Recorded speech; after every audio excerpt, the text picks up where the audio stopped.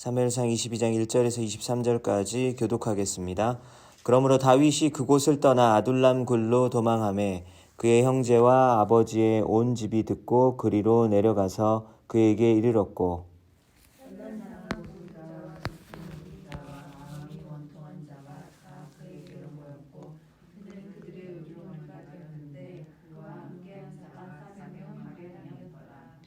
다윗이 거기서 모압 미스베로 가서 모압 왕에게 이르되 하나님이 나를 위하여 어떻게 하실지를 내가 알기까지 나의 부모가 나와서 당신들과 함께 있게 하기를 청하나이다 하고 부모를 인도하여 모압 왕 앞에 나아갔더니 그들은 다윗이 요새 있을 동안에 모압 왕과 함께 있더라. 선지자 갓이 다윗에게 이르되 너는 이 요새에 있지 말고 떠나 유다 땅으로 들어가라. 다윗이 떠나 헤렛스풀에 이르니라.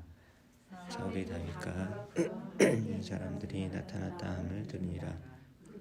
사울이 기브아 높은 곳에서 손에 한창을 들고 에셀나무 아래에 앉았고 모든 신하들은 그의 곁에 섰더니 사울이 곁에 선 신하들에게 이르되 너희 베냐민 사람들아 들으라. 이새의 아들이 너희에게 각기 밭과 포도원을 주며 너희를 천부장 백부장을 삼겠느냐. 너희가 다 공모하여 나를 대적하며 내 아들이 이새의 아들과 약하였으되 내게 고발하는 자가 하나도 없고 내가 슬퍼하거나 내 아들이 내 신하를 선동하여 오늘이라도 매복하였다가 치려하는 것을 내게 알리는 자가 하나도 없도다 하니 그때 에돔 사람 도액이 사울의 신하 중에 섰더니 대답하여 이르되 이새의 아들이 노베에 와서 아히두베의 아들 아히멜렉에게 이른 것을 내가 보았는데 그를 위하여 여호와께 묻고 그에게 음식도 주고 블레셋 사람 골리앗의 칼도 주더이다. 왕이 사람을 보내어 아히두베 아들 제사장 아히멜렉과 그의 아버지의 온 집 곧 노베에 있는 제사장을 부르매 그들이 다 왕께 이른지라. 내 주여 내가 여기 있나이다. 사울이 그에게 이르되 네가 어찌하여 이새의 아들과 공모하여 나를 대적하여 그에게 떡과 칼을 주고 그를 위하여 하나님께 물어서 그에게 오늘이라도 매복하였다가 나를 치게 하려 하였느냐 하니 아히멜렉이 왕에게 이르되 이 모든 신하 중에 다윗과 같이 충성한 자가 누구인지 그는 왕의 사이도 되고 왕의 호위대장도 되고 왕실에서 존귀한 자가 아닙니까? 내가 그를 위하여 하나님께 물은 것이 오늘이 처음이니까 결단코 아니니이다. 원하건대 왕은 종과 종의 아비의 온 집에 아무것도 돌리지 마옵소서. 왕의 종은 이 모든 크고 작은 일을 관하여 아는 것이 없나이다 하니라. 네가 반드시 죽을 것이요 네 아비의 온 집도 그리하리라 하고 왕이 좌우의 호위병에게 이르되 돌아가서 여호와의 제사장들을 죽이라. 그들도 다윗과 합력하였고 또 그들이 다윗이 도망한 것을 알고도 내게 알리지 아니하였음이니라. 하나 왕의 신하들이 손을 들어 여호와의 제사장들 죽이기를 싫어한지라. 왕이 도에게 이르되 너는 돌아가서 제사장들을 죽이라 하매 에돔 사람 도에게 돌아가서 제사장들을 쳐서 그날의 세마포 에봇 입은 자 45명을 죽였고 제사장들의 성읍 노베 남녀와 아이들과 젖 먹는 자들과 소와 나귀와 양을 칼로 쳤더라. 피하였으니 그의 이름은 아비아달이라. 그가 도망하여 다윗에게로 가서 사울이 여호와의 제사장들 죽인 일을 다윗에게 알림해 다윗이 아비아달에게 이르되 그날에 에돔 사람 도액이 거기 있기로 그가 반드시 사울에게 말할 줄을 내가 알아노라. 네 아버지 집에 모든 사람 죽은 것이 나의 탓이로다. 두려워하지 말고 내게 있으라. 내 생명을 찾는 자가 네 생명도 찾는 자니 네가 나와 함께 있으면 안전하리라 하니라. 아멘. 22장을 지금 1절부터 23절까지 읽었습니다. 그 전의 내용을 한번 종합을 해보면요. 사울이 왕이 되어서 블레셋이 늘 이스라엘 민족에게 위협이 되어졌었는데요. 그때 나가서 싸운 그 충성스러운 신하 중에 한 명이 다윗이었죠.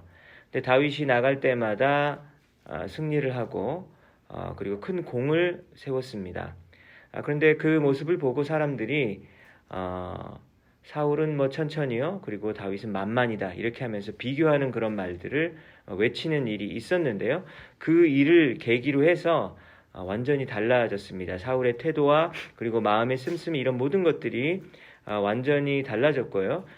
다윗을 죽이려고 하는 그 결심을 확고하게 했었던 것이죠. 그래서 다윗에게 창을 던져가지고 죽이려고 했던 것이 3번이나 있었다라고 성경은 기록하고 있습니다. 사울은 또한 자신의 부하들과 그리고 자신의 아들 요나단에게도 다윗을 죽이라고 명령한 적이 있었습니다.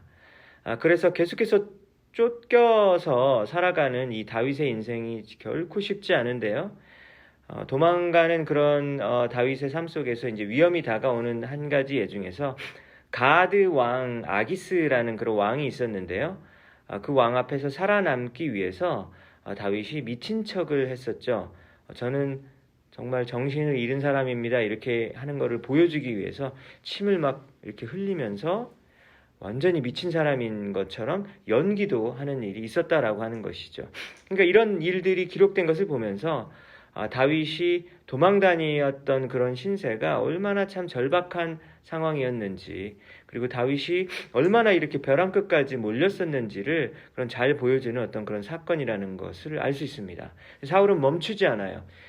온 나라의 힘을 다 동원해서 한 명을 죽이려고 했었으니 다윗이 정말 얼마나 힘들었겠습니까? 사울은 다윗을 죽이기 위해서 자신의 딸 공주를 주겠다라고 하는 그런 상을 내걸기도 했었던 겁니다. 그래서 어떤 것을 얘기하냐면, 누구든지 블레셋과의 싸움에서 이기면 내 딸과 결혼하게 해주겠다. 그러니까 블레셋과의 전투에서 싸우게 하는데요. 그때 다윗을 일부러 내보냅니다. 가장 어려운 전투, 그런 곳에 내보내는 것이죠. 그러면 죽겠지 하고 생각을 했었던 겁니다. 그래서 자신의 손에 피를 묻히지 않고 블레셋의 손에 죽게 만드는 어떤 그런 머리를 쓰기도 했었던 것이죠. 그런데 하나님이 막으시면 아무리 왕의 권력을 이용하고 온갖 수단을 다 동원해도 그 일을 이룰 수가 없는 거예요.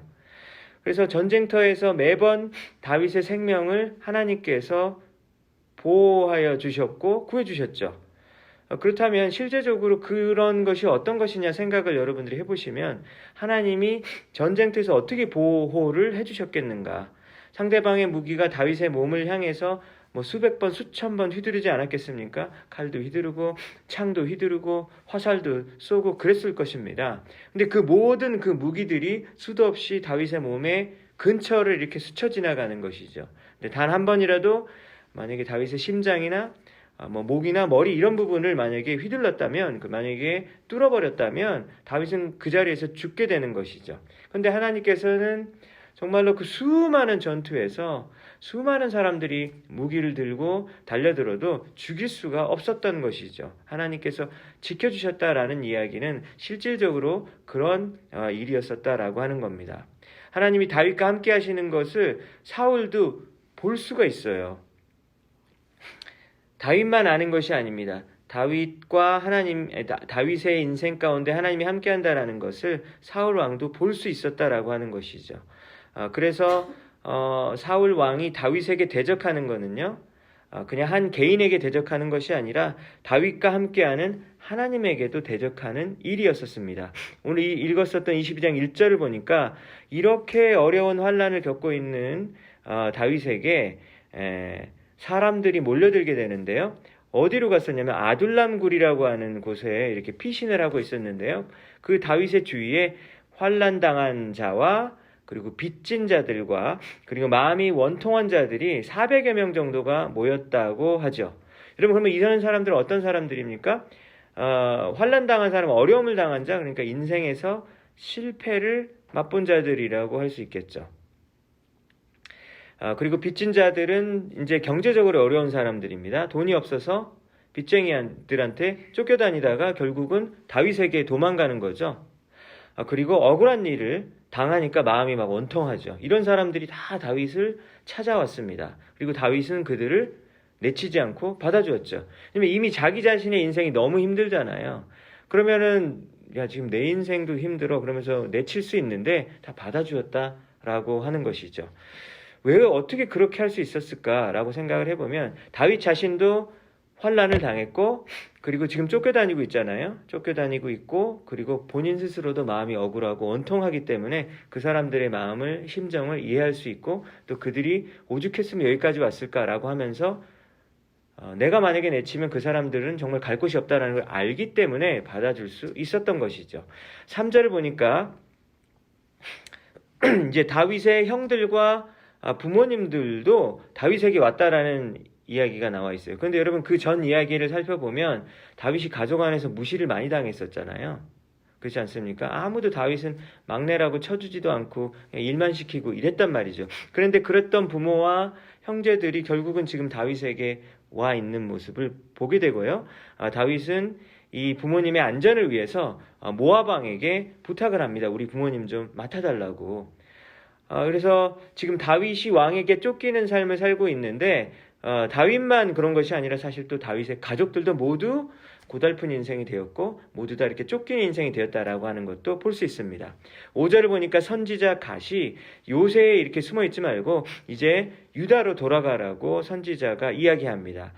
그래서 다윗은 이 선지자의 말을 듣고 실제로 그렇게 하죠. 아무리 어려운 상황이 있을지라도 하나님께서 명령을 하면 그대로 지키는 모습입니다.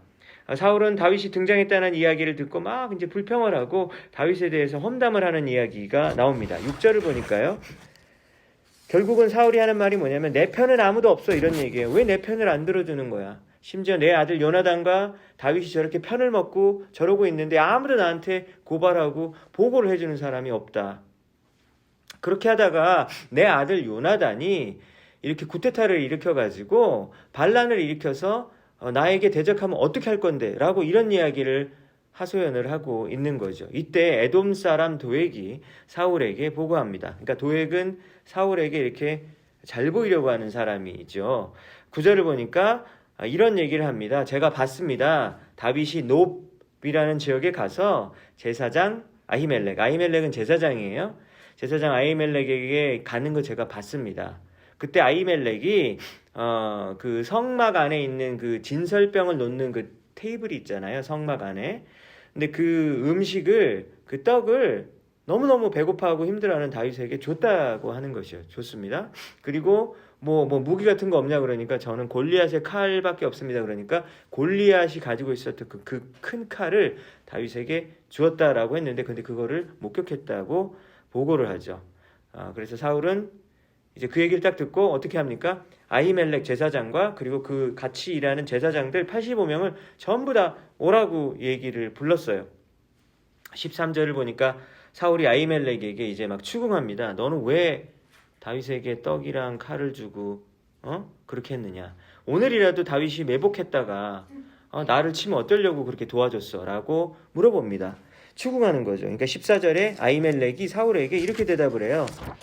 왕이시여 다윗만큼 충실한 자가 있습니까? 다윗은 당신의 사위 아닙니까? 그렇죠? 그러니까 둘째 딸의 그 남편이라는 말이죠. 그러니까 사위 아닙니까? 호위대장 아닙니까? 그리고 이 나라에서 가장 존귀한 자가 아닙니까? 저희는 잘 아는 게 없어요. 저희는 관련이 없습니다. 이렇게 계속해서 이야기를 하는 것이죠. 여러분 살기가 느껴지는 사울왕 앞에서 지금 다윗에 칭찬하고 있잖아요. 어리석은 거다라고 보여질 만큼 너무 무모하다라는 것이죠. 그러니까 다윗의 생명을 한번 구해보려고 노력을 했었던 것이죠. 요나단과 똑같은 일을 지금 제사장 아히멜렉이 하는 겁니다. 왜냐하면 요나단은 아버지한테 아버지 제발 좀 왜 충신을 죽이려고 그러세요? 막 그렇게 충언을 했었거든요. 그런데 지금 사울왕은 아들도 의심하고 그리고 하나님의 종인 제사장 아히멜렉도 의심하고 있는 것입니다. 그런데 아히멜렉은 하나님의 사람으로서 충언을 아끼지 않았더라고 하는 것이죠. 16절에 보니까 사울이 아히멜렉을 내가 너 죽여야겠다라고 말을 하는 것이죠. 왜냐하면 다윗을 두둔하면은 그 사람도 죽어야 되는 거예요. 사울의 입장에서는. 그래서 부하들에게 아히멜렉과 모든 제사장들을 죽이라고 명령합니다. 그러니까 부하들은 제사장 죽이를 길을 꺼려하는 것이죠. 여러분 영화 같은 거 보면은 막 그 가톨릭 신부님이 이제 그 사제 복장을 입고 있을 때 죽이라 그러면은 저는 사제는 안 죽입니다. 막 이런 거 나오잖아요. 그런 건 되게 비슷한 거죠. 그러나 에돔 사람 도액에게 죽이라고 하자 도액은 제가 죽이겠습니다. 그러면서 85명의 제사장을 다 쳐서 죽입니다.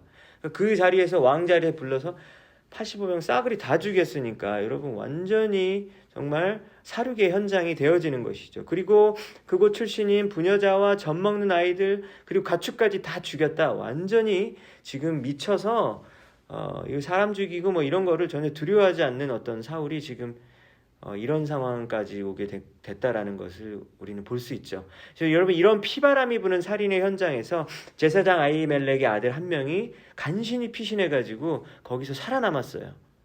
그래서 그 아들의 이름은 아비아달인데요. 아비아달이 다윗에게 갔습니다. 그래서 22절을 보니까 다윗이 목숨을 구하러 온 아비아달을 잘 받아주었고 이 모든 사륙의 광풍이 일어난 것은 바로 나 때문이다. 그 말은 맞죠. 왜냐하면 다윗이 노베 찾아가서 제사장 아히멜렉에게 도움을 청했고 그 도움을 받았기 때문이죠. 그래서 자기 자책을 막 합니다. 나 때문에 다 죽었다고. 그래서 그렇지만 내가 너의 인생을 책임지겠다라고 이야기하면서 안전하게 우리와 함께 지내자라고 받아주었습니다. 이러면서 오늘 이것이 바로 오늘 본문의 내용인 것이죠. 오늘 첫 번째 이 본문의 모습을 통해서 볼 수 있는 것은 사울의 모습이 악한 모습이 점점 더 심해지는 것을 여러분 느끼실 수 있죠. 사울 왕이 되기 직전의 어떤 모습, 되고 나서 바로 어떤 그런 모습을 기억하십니까? 그때 막 뭐라 그랬습니까? 저 같은 사람이 어떻게 왕이 되나요? 그러면서 굉장히 소심한 모습, 자신감이 없는 모습, 그리고 모든 일에 작은 일에도 막 조심조심한 어떤 그런 모습이 있었던 사람이었는데요. 이제는 그런 모습이 없어요. 어떻습니까? 지금은 왕의 어떤 파워, 막 권력에 이 맛을 들여가지고 이것에 도취되어서 자신에게 기분 나쁜 말만 해도 그냥 사람을 죽여버리는 이제는 거의 이제 악마의 하수인이 되어 있는 모습을 보게 되는 것이죠.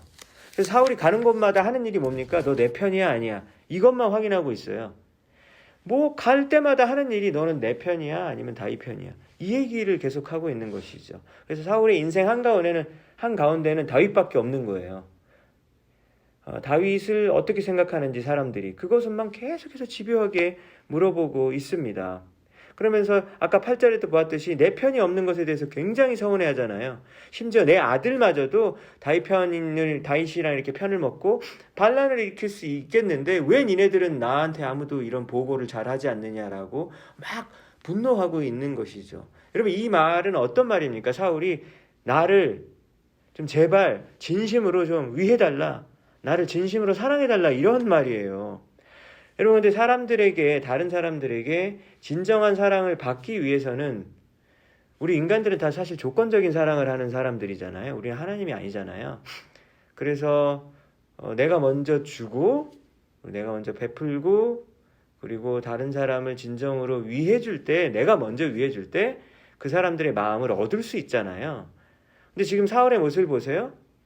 계속해서 나는 왕이야 이 얘기만 하고 있잖아요. 자기 것만 챙기고 자신만 높아지기 원하기 때문에 그 주위에 충신은 없는 거예요. 그래서 그 주위에 있는 사람은 도액과 같은 사람밖에 없었던 것입니다.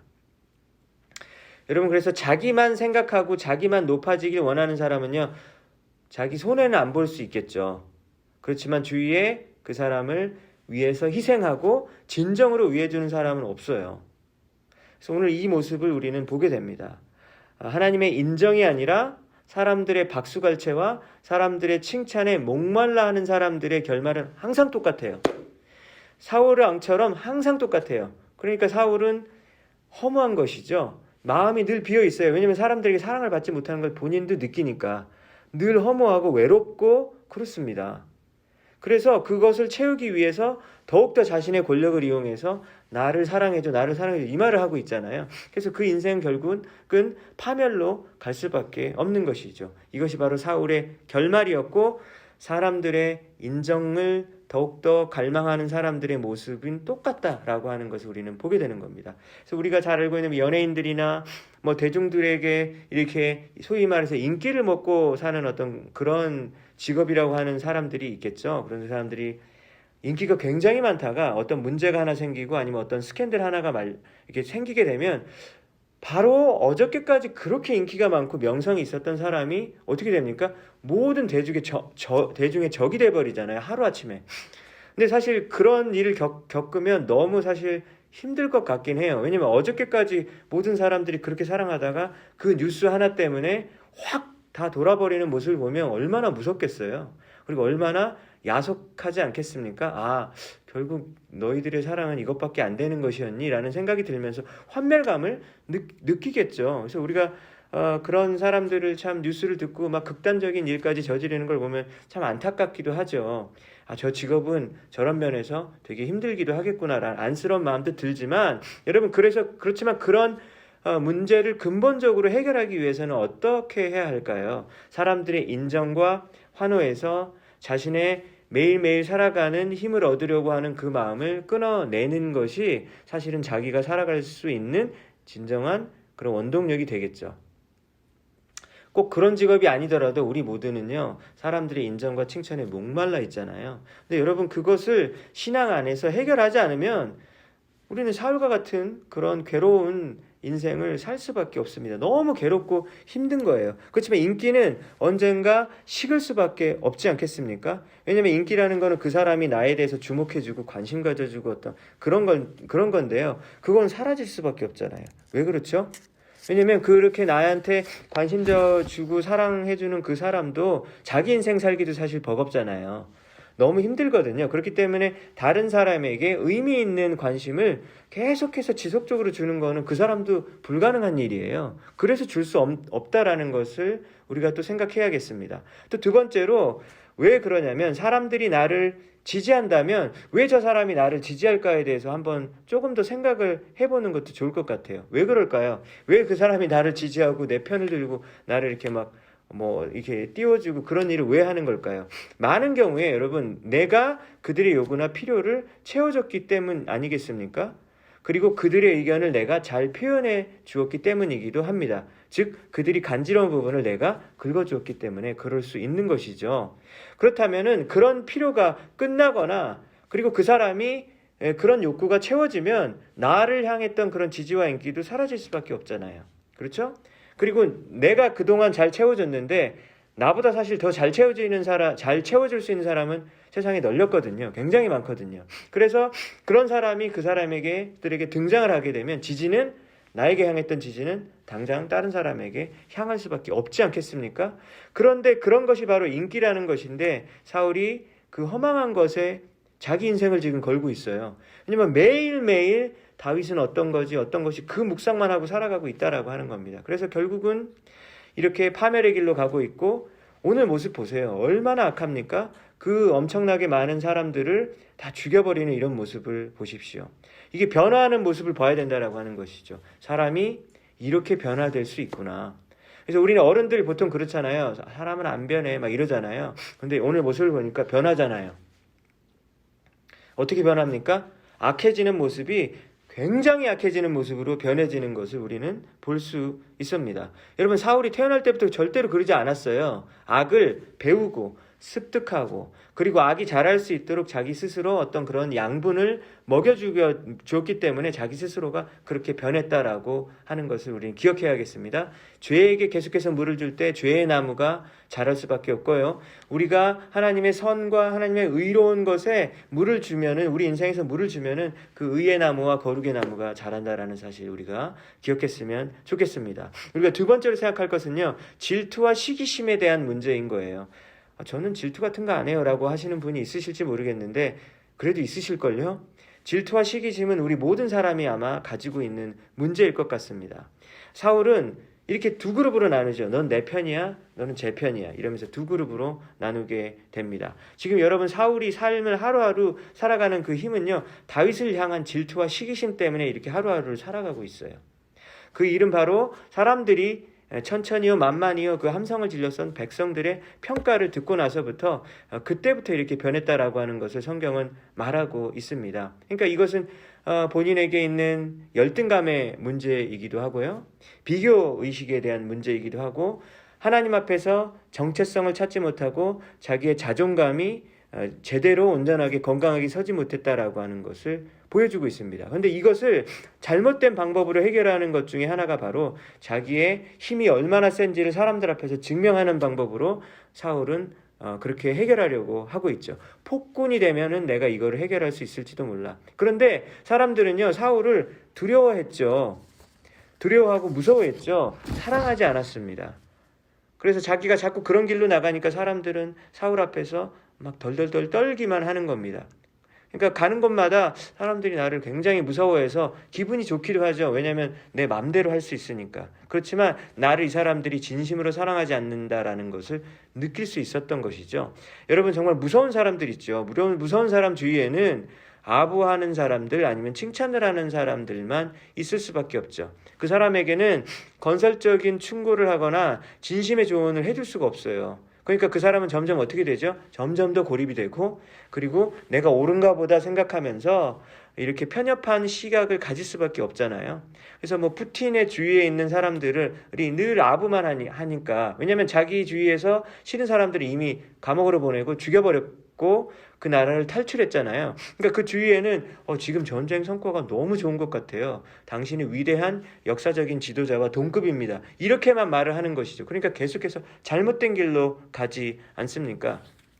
사울 주위에는요, 도액과 같은 간신배만 지금 남아있는 거죠. 듣고 싶은 이야기를 해주는 사람만 남아있는 거예요.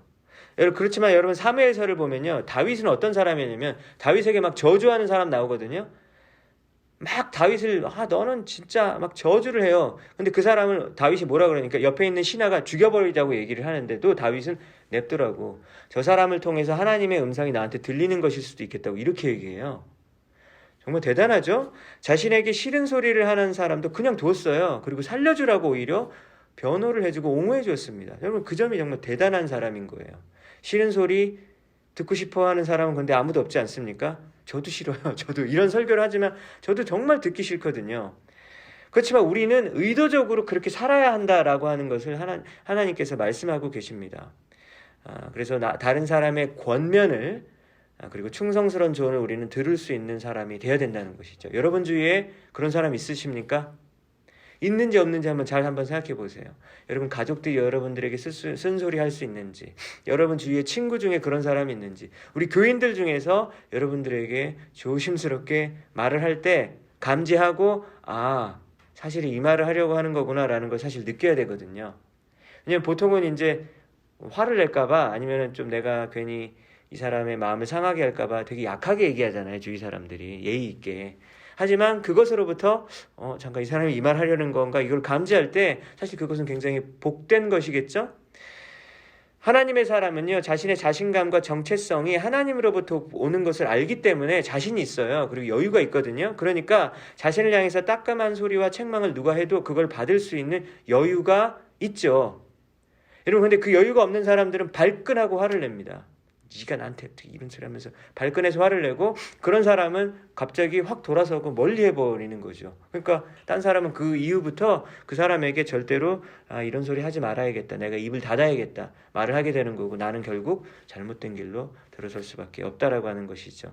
여러분, 우리가 이 부분을 잘 생각하면서 우리 주위에 우리에게 충성스러운 조언을 할 수 있는 그런 사람들을 내가 두어야겠다라는 사실 우리가 기억했으면 좋겠습니다. 마지막입니다. 오늘 다윗을 보니까 계속해서 사람들을 받아주는 모습을 보게 되죠. 우리 1절과 2절을 거기를 보니까 막 빚진 자와 그리고 환난당한 자와 그리고 마음이 원통한 자들이 400명이나 다윗에게 모였고요. 마지막 절을 보니까 아히멜렉의 아들인 아비아달도 다윗에게 왔잖아요. 그러니까 지금 다윗에게는 사람이 모여드는 모습을 보게 되고, 사울의 주위에는 사람들이 자꾸 죽어나가는 모습을, 없어져 나가는 모습을 계속해서 우리는 보게 됩니다. 22장에서 그렇게 아둘람 굴에 찾아온 사람들을 보면은요, 자발적으로 그들이 찾아왔지 다윗이 이렇게 리크루팅하지 않았잖아요. 그죠? 나한테 오세요 그러지 않았잖아요. 근데 사울은 나한테 와야지 왜 안 오는 거야 이러고 있잖아요. 그러니까 굉장히 다른 모습이 대조되어서 나오고 있습니다. 근데 뭐 이렇게 실패한 사람들이 나한테 찾아온 게 뭐 대단한 일입니까? 그런 사람들은 괜히 짐스럽잖아요. 이런 생각을 할 수 있지만, 여러분, 인생의 막장에 선 사람들이 이 사람을 믿고 찾아왔다면 아무나 찾아가진 않았을 거 아니에요. 왜냐면 이미 자기가 너무 힘들어요. 그런데 더 힘든 곳으로 가지는 않거든요. 내가 그래도 이 사람한테 가면 내가 사실은 지금 그냥 죽고 싶은데 그래도 이 사람한테 가면은 내가 살 수 있지 않을까? 그리고 안전을 보장받을 수 있지 않을까? 그래도 나를 위로해 주지 않을까? 나를 자존심 상하게 하지 않고 나를 내치지 않지 않을까? 이런 마음으로 찾아간 것이죠. 왜냐하면 자기가 도움을 받아도 자존심 상하게 도움받으면 되게 싫거든요. 그런데 다윗은 그것을 품어줄 수 있는 사람이었죠. 왜냐하면 다윗도 엄청나게 고생하고 억울하죠. 자기는 충성을 다했는데 죽임을 당하고 쫓김 당하니까 얼마나 억울합니까? 그러니까 그 사람들의 마음을 이해할 수 있었던 것이죠. 여러분, 그래서 그런 면에서 우리 인생에서 있는 여러 가지 힘든 일과 고난은 크리스찬에게는 사실 축복일 수 있어요. 왜냐하면 주위에 그 사람들이 여러분들에게 찾아와서 위로받기 원하면서 그 여러분들에게 다가올 것이거든요. 근데 만약에 여러분들이 그 어려운 일을 겪지 않았다면 너 왜 그래? 왜 그러는 거야? 그냥 잘 해봐. 이러면서 전혀 공감을 못 해줄 수 있잖아요. 그럼 누가 오겠습니까? 안 오죠. 예수님 주위에도 똑같은 일이 벌어졌습니다. 아들람 굴에 모였던 사람들처럼 예수님 주위에도 어려운 일을 당한 사람, 빚을 진 사람, 그리고 억울한 사람들이 예수님 주위에 몰려들었던 것을 우리는 복음서를 통해서 잘 알 수 있죠. 그런데 사실 우리 사람들 입장에서는 우리 인간으로서 성공한 사람들이 내 주위에 있었으면 좋겠잖아요. 그러면 나도 동급이 된 것 같아서 나도 사실은 되게 기분도 좋고 왠지 파워가 있는 것 같고 그런 생각이 드는데 누가 실패한 사람들과 함께하고 싶겠습니까? 그런데 여러분, 다윗은 실패자들과 함께 살았고 예수님도 그들과 함께 어울려고 그리고 그들과 함께 밥 먹고 친하게 지냈다라는 거, 이것이 가능한 이유가 뭘까요? 하나님을 믿는 사람이기 때문에 이러한 삶의 모습이 드러날 수밖에 없다라는 사실 우리는 기억해야 하겠습니다. 나 정말 하나님 믿어. 그런데 주위에는 항상 성공한 사람 주위에만 내가 있고 싶다면요, 여러분, 그거 하나님의 사람 모습이 아니죠. 크리스찬이라고 하면서 자기 주위에 힘 있고 영향력 있고 나한테 도움이 될 만한 사람을 두고 싶어하는 경우 분명히 있단 말이에요. 우리 마음속에도 그런 마음이 있고요. 근데 그거는 하나님의 사람의 모습이 아니다라고 하는 겁니다. 그럼 어떤 교회에 우리 교회 국회의원들이 굉장히 많아요. 우리 교회 정치가가 굉장히 많아요. 그리고 실제로 정치가가 찾아오면 예배 시간에 그 사람을 이렇게 세워가지고 박수 쳐줍니다. 그런데 여러분 그러면은 별로 직업이 조금 이렇게 별로 그렇게 사람들이 부러워할 만한 직업이 아닌 사람이 세가족으로 왔을 때 이렇게 해서 박수 쳐주나요? 안 쳐주나요? 안 쳐주잖아요. 왜 그렇게 했어요? 그러면 그 교회는 완전히 타락한 교회의 모습을 보여주는 것이죠. 그렇지 않습니까? 여러분, 설령 진짜 대통령이 오고 누가 와도 이렇게 세우면 안 됩니다. 아니면 다 같이 이렇게 세워주든지 그래야 되는데, 그런 사람들만 특별하게 그렇게 하는 교회가 있다라고 하는 것이죠. 우리 교회에는 재벌이 있어, 우리 교회는 연예인들이 다녀, 이러면서 이런 것을 자랑하는 교회가 실제로 있다니까요.